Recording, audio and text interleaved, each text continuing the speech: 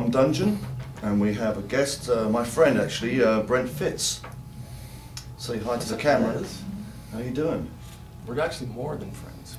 Yeah, it's actually, but we don't want to go there for that one. No, but we do play in some bands together. Yeah, we do. Yeah, because Brent is not only a drummer, but he's actually a bass player and a keyboard player as well, right? And guitar. Anything else I've missed out?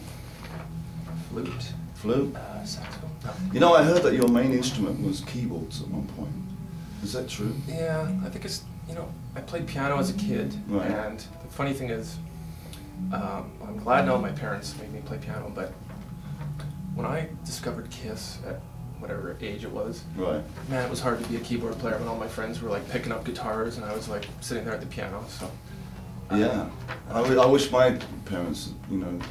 The good thing is now that I started playing piano at 5 years old. You know, my parents got me, they probably saw me, you know, playing pots and pans around the house, and I think they wanted my sister and I to have like a little bit of good musical background. So they started us on the piano, and later on they were like, you can play the drum. They got me tuning now, Liz. I don't know, it's good though. It's good. It's putting me on. It's lighthearted here, by the way. Yeah, we'll cut it up. We should tell them who. We're at Sam Ash here in Las Vegas. Sam Ash in Las Vegas. We're recording this for the Drum Dungeon. We got Slash and guest cardboard behind us here. It's all in front.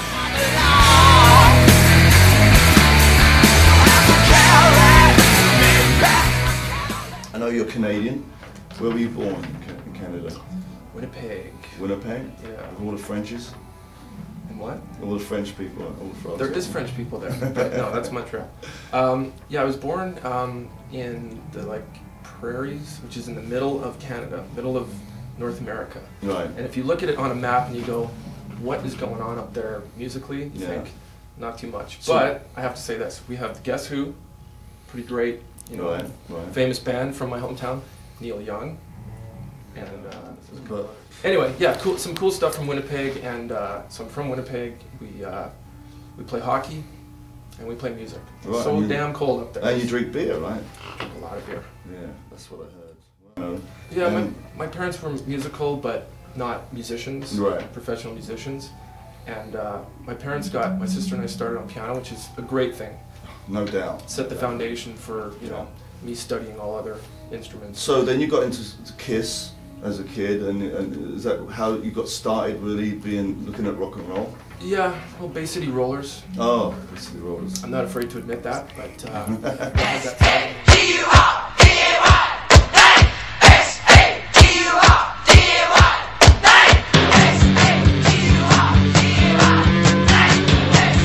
That's right.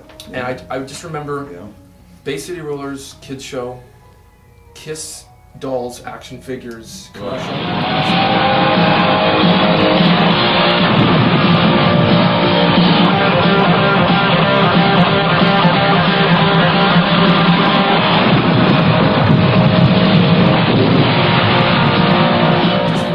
I'm 6, 7 years old.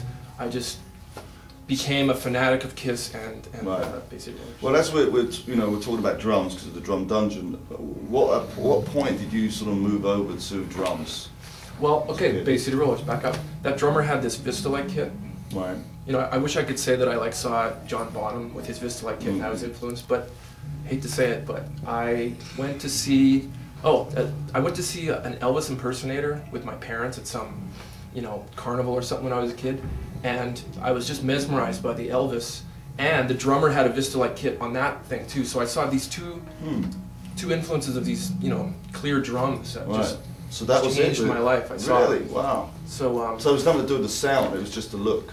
I just thought it looked so cool, and maybe to this day I'm still interested in. I love things that sound great, but it's also Well, your kit looks great. I mean, Brent has this finished.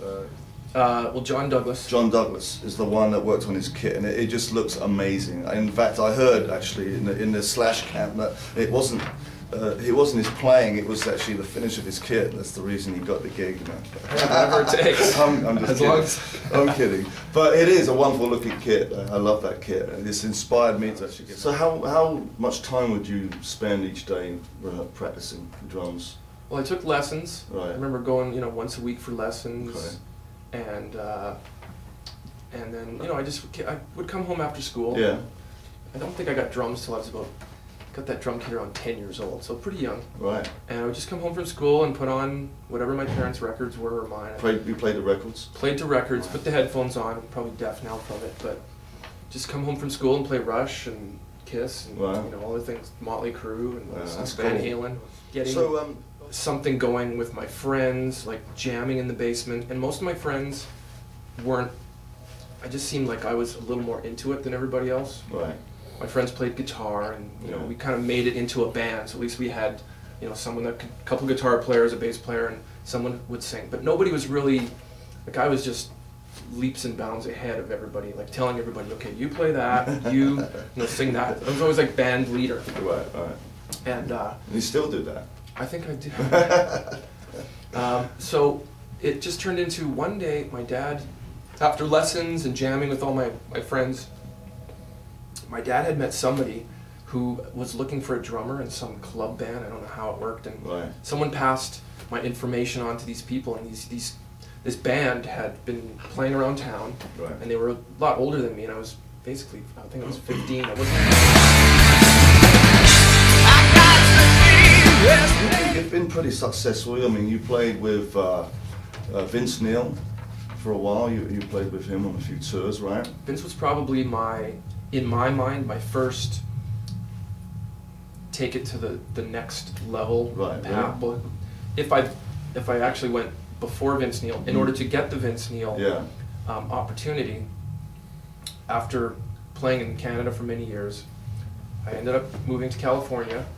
I went to the NAMM show, the music trade show in '96. I was 26 years old, and I had done a lot of gigs in Canada, back and forth with a lot of great Canadian bands. Okay. And I was just kind of looking for, I wanted to just, you know, maybe I want to go to New York, maybe I want to go to LA. I had no idea how I was going to get there. Right. But all my heroes were from bands in LA or great New York bands, and I was like, I'm in Winnipeg.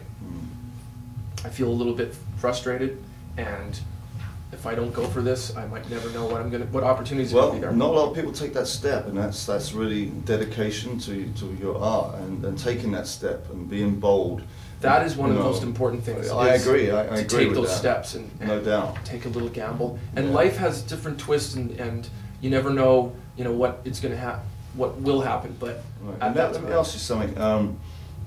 So when a situation comes up like the Slash audition, how do you prepare yourself mentally and you know, just really, you know, how do you set yourself up for that? Well, I think the Slash gig probably was 10 years in the making. As far as who I had worked with over the years and who I'd had experiences with musically, to get me enough experience to get an opportunity to get a phone call from someone like Slash. Right. You know, I worked with Alice Cooper. That's right. After Vince Neil, and Slash has worked, you know, on some things with Alice, and I'm very influenced by Alice Cooper. Right. So is Slash, and so I think the opportunity came through knowing, you know, some people in the industry. I'd been recommended to him, and it was just nice to know that I had done some gigs already that put me on the radar. No doubt. Musically, gotta play 2 and 4.